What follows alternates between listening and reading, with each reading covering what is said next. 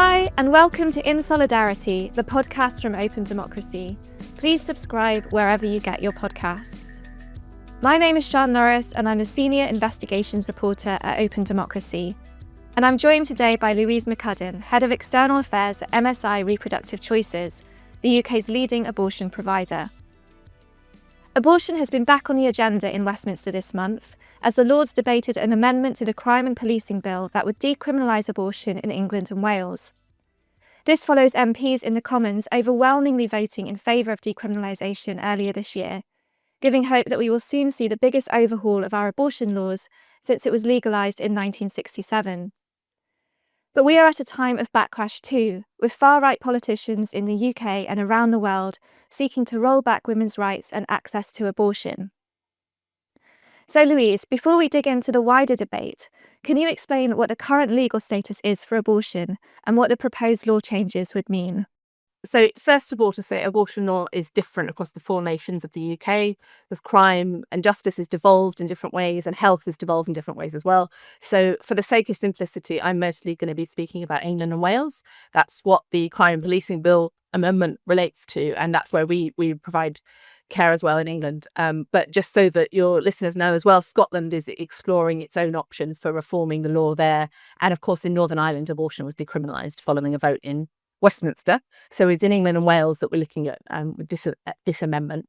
And I mentioned that there was a vote in Westminster specifically because it's fascinating to me that we have a situation where MPs in Westminster would vote to decriminalise abortion in Northern Ireland, but could still deny those same reproductive rights to women in England and Wales. And it really shows how political this can be. It's never simply about the facts or about what the law change would mean. There's always other things come into play. So to set out how the law works, under the Abortion Act 1967, abortion is legal if you meet certain specific criteria. But under the Offences Against the Person Act 1861 and the Infant Life Preservation Act 1929, and if any of your listeners heard that and thought 1861, you heard that right, 1861, that is the laws that we are talking about. And under those laws, ending a pregnancy outside the criteria of the Abortion Act, whether it's your own pregnancy, whether it's someone else's, regardless of consent, regardless of whether you're a doctor or not, that can result in criminal prosecution. And the maximum penalty under the Offences Against the Person Act is life in prison. Now, in reality, most people would not get that. Certainly not everyone would get that. But even the very idea of that is so stigmatizing, so fear-inducing for a lot of women. So for your abortion to be legal, two doctors have to sign a form to confirm that you meet the required criteria. Your abortion provider can arrange that for you. And those criteria include time limit, of course. So that's 24 weeks in most cases. That's 10 weeks for telemedicine, over 24 weeks for fatal fetal anomalies or to save your life if it's your pregnancy, etc.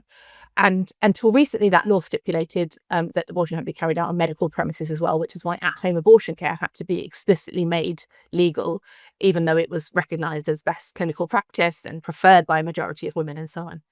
And the criteria also includes being physically or mentally unable to cope with continuing the pregnancy.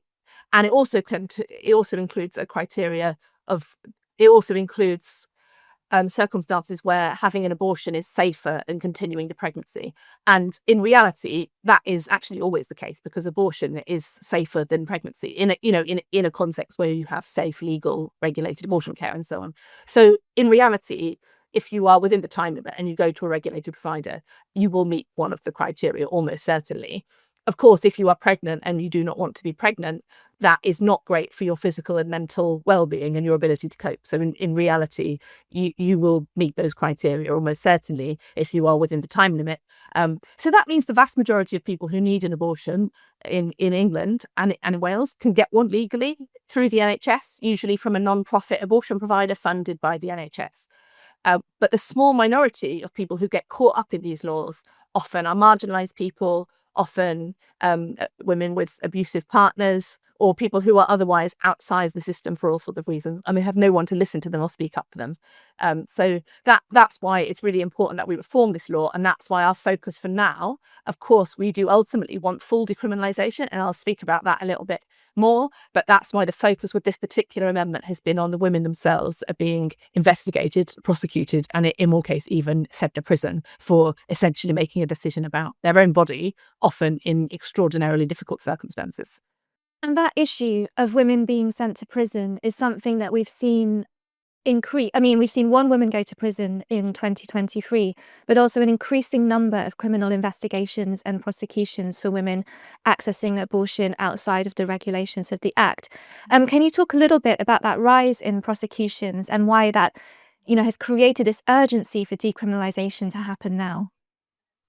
Yeah, we have been seeing that rise in investigations. We don't know exactly what's driving it, but my sense is it's at least in part a greater awareness of abortion laws and a greater awareness that there is such a thing as pills, what people informally call abortion pills. Of course, that's generally mifepristone and misoprostol. And that means that when, for example, if a woman goes into a hospital or shows up at A&E with a complication or an unexplained pregnancy loss, even medical professionals, even before they get the police involved, are starting to be more likely to consider that with suspicion and start treating her as if she's potentially a criminal rather than somebody accessing healthcare who needs compassion and support and understanding. So the women who've been investigated have, some of them have been domestic abuse survivors. Some of them have experienced a miscarriage or a stillbirth and it's been unexplained. And they've been, for example, there was one case where there was a woman who had a stillbirth and there was evidence that she had previously searched on her phone for questions about how to have an abortion and how do you get an abortion. And that was deemed as evidence that perhaps she had ended the pregnancy illegally, and she was being investigated. And for anyone who's listening and thinks that seems potentially suspicious, just to clarify, that is actually a lot more common than people realize. If you think about how miscarriage is much more common than people always realize, and unplanned pregnancy is very common. Even before COVID and so on, the Public Health England figures show that about 45% of pregnancies were unintended and met with feelings of ambivalence. And then since COVID, there's been even greater difficulties accessing contraception, greater cost of living crisis and so on. So I would expect that figure to be even higher now. So it's actually very common for somebody to become pregnant, consider their options, decide to continue a pregnancy. And it is not particularly astonishing statistically that some of those people would then sadly go on to have a miscarriage. And so you can imagine being in that situation and how distressing, all the complicated emotions you would be feeling, and to then be accused of having had an abortion outside the law and be investigated as a criminal. And also women who potentially have been trafficked, women who are vulnerable in all sorts of other ways. So how someone ends up having an abortion outside the law, because I think this is really important to talk about, because a lot of people will have heard what I've said about the vast majority of people who need to get an abortion will be able to get one legally. So sometimes people feel unsympathetic to why someone would end up having one outside of the 67 Act. An example I often think about is a woman with an abusive partner. And he prevents her getting to a regulated provider because he knows that we will likely identify signs of abuse and provide her with support and help her safely leave the relationship and so on, because we have excellent safeguarding teams who can do that. So suppose she orders pills online, she could be prosecuted under the law. And we might expect that the courts would understand that context and approach that with sympathy, but obviously that doesn't, unfortunately, always happen. And even if charges are dropped, or even if a woman is found not guilty in court, the investigation itself can be so distressing. Women have been named in the press and on social media. Some of them have had death threats. Women have been separated from their children, and it can stay on someone's criminal record even if charges are dropped. So there are people who can't fulfill their dream career. They might have had a dream of working with children that now, because this is on their criminal record, they can't pursue that career anymore. They may have to disclose it in some jobs and explain why this is on their criminal record and explain, well, I was accused of having an abortion outside the law, which imagine going for a job and having to explain that to somebody. So all of this is to say that it might not be large numbers of women affected, but the women who have been investigated feel very often that they're trapped in a system where no one is listening to them and they have no one to speak up for them. There can be a lot more done in terms of not reporting people. The Royal College of Obstetricians and Gynecologists published guidance like recommending to medical professionals the appropriate way to respond if somebody has an unexplained pregnancy loss. All of that is really important, but ultimately the problem here is the law. Until we decriminalise abortion fully, there will always be a chance that the law can be used in this way. And if we have laws that date back to Victorian times when women couldn't vote, when it was legal to abuse your wife and so on, we will see them used in a way that reflects that. We've talked a lot about the vulnerabilities of women who are, having abortions outside of the current legal restrictions. And this is something that I feel when I read, the debates that are happening in Parliament, that is often missed by those who oppose the changes.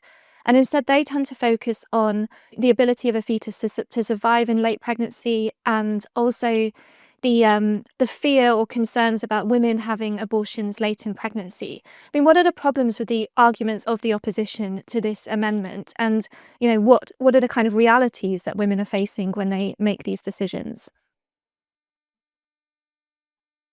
Well, first of all, abortion is decriminalised in places around the world: Canada, New Zealand, parts of Australia, Northern Ireland. So we can look to those countries and look at the evidence as to whether this is something that happens, of women having an abortion at this 37, 38 weeks in pregnancy.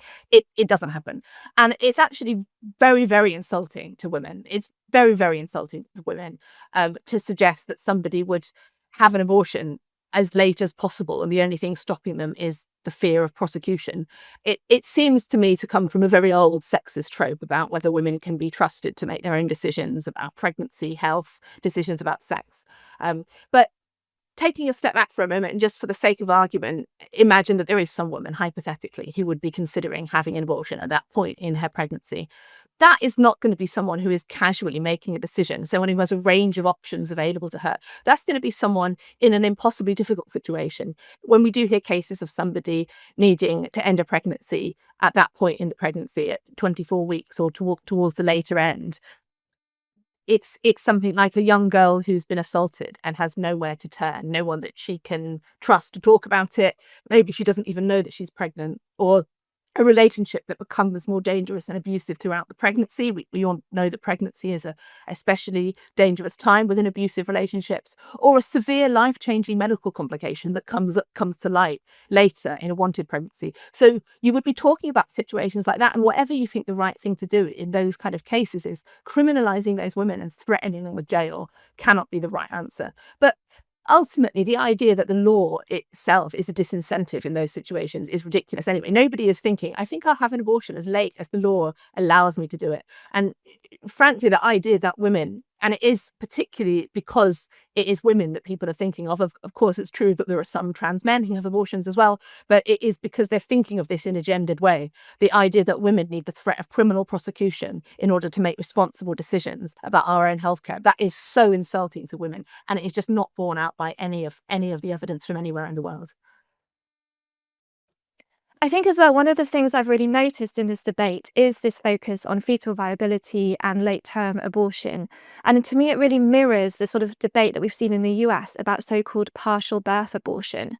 The idea that, women are having abortions very late in pregnancy, and when the fetus is viable, and that it's kind of called a partial birth abortion, a completely made up medical term.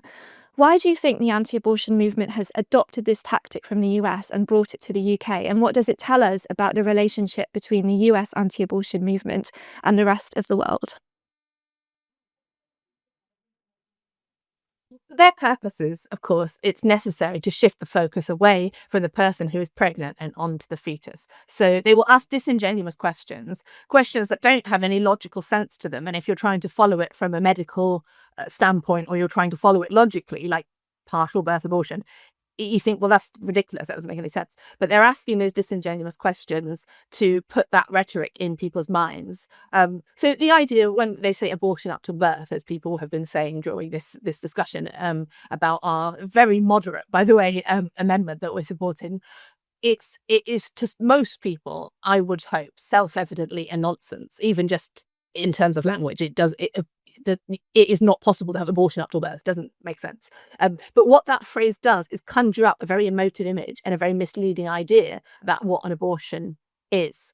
It is interesting, though, how, of course, in some ways it has been successful as a campaign in terms of achieving some of what they're trying to achieve in the US and in other places. But I also think to try and be more optimistic when I'm feeling like I need a little bit of optimism, which I guess we do need at the moment.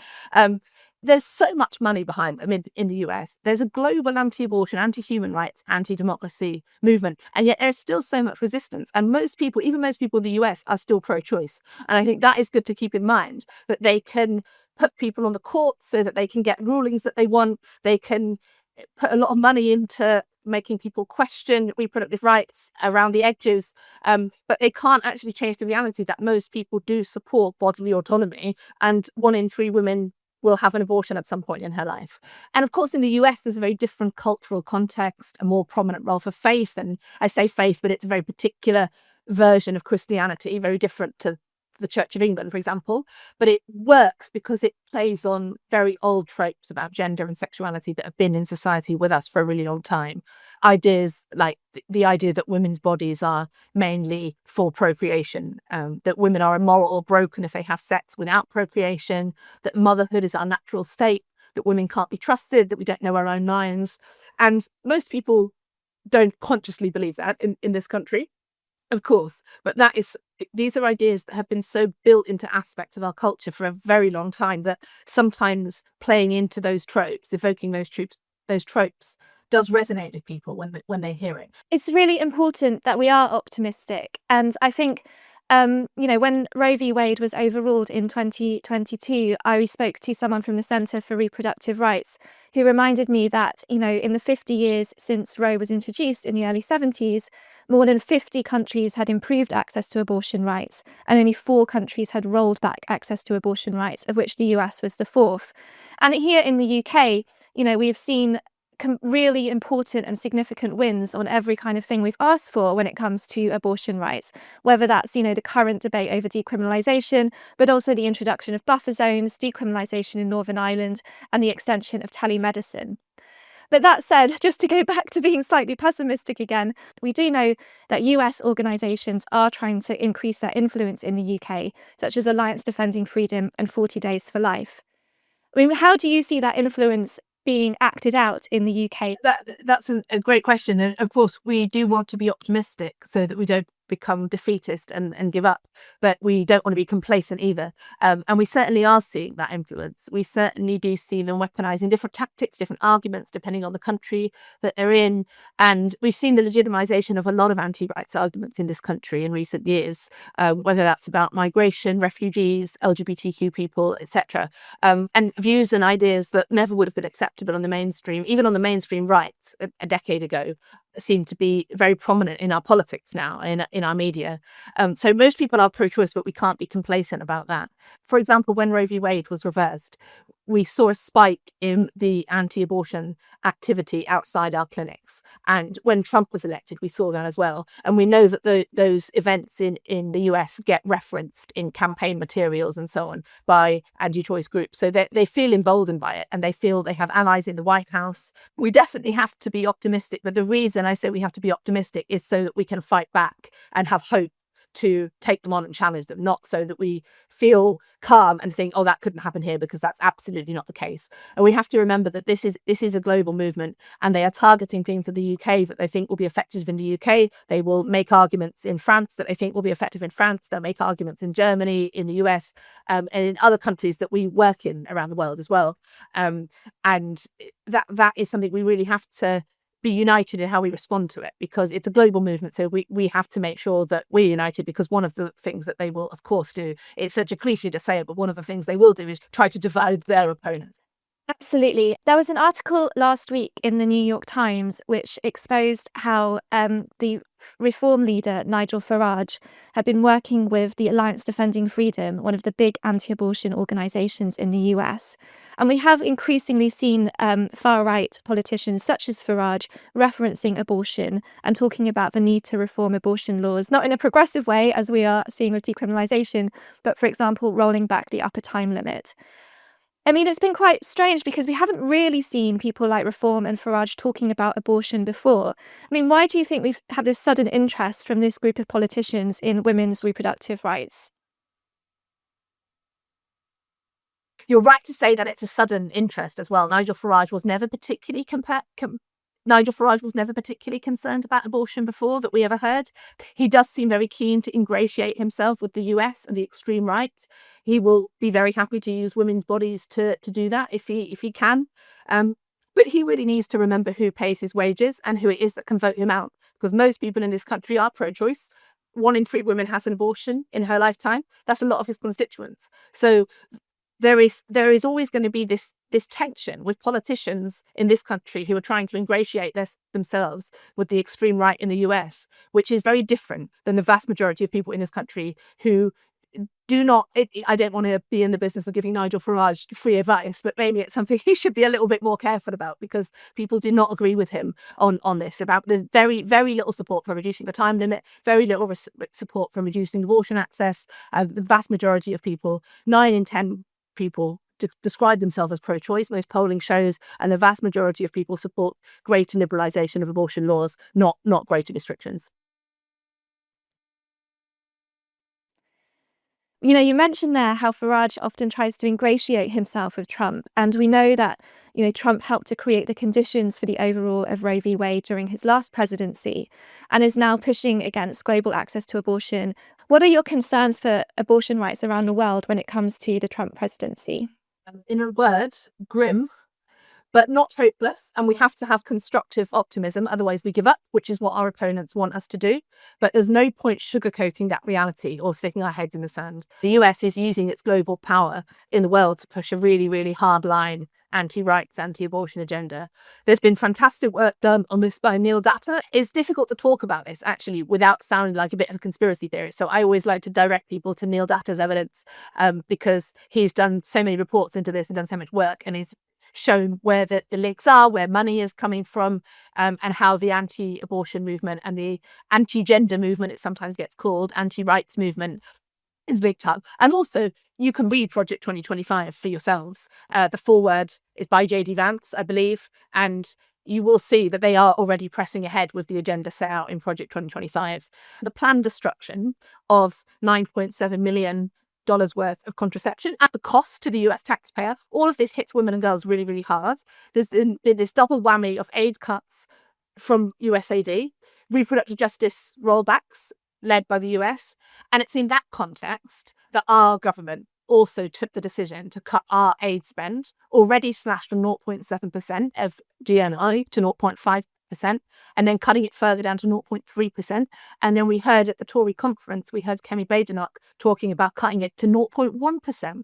Now, those percentages may not sound like very much in the abstract, but those numbers represent so many lives lost, so many futures destroyed, many of them women and girls. So if you don't like that being done in your name, tell your MP, because the fact is most MPs don't often get letters from constituents saying they really care if aid cuts mean that girls in Zimbabwe or Uganda or Pakistan can't complete their education, can't make their own reproductive planning decisions in the way they would, can't protect themselves against the climate crisis, which is, by the way, also disproportionately impacting women and girls. Absolutely. And yeah, it's good to mention Neil Datta. His research was my Bible when I was writing my book. He really has done so much work on tracking the connections and links between anti-abortion funders and networks and politicians, to really lay out how this is an organised movement. But as I always like to say, we are an organised movement too. The pro-abortion movement has had real wins over the last few years and even more wins over the last few decades. You mentioned earlier in the conversation about how this amendment is quite mild in a way. We're focusing on ending the criminalisation of women, but we're hoping to build on that to have a better human rights framework for women and girls and for anyone who needs an abortion. So can you talk briefly about what's next for the pro-abortion movement and what changes do we need to see to ensure everyone has the right to bodily autonomy in the UK and around the world?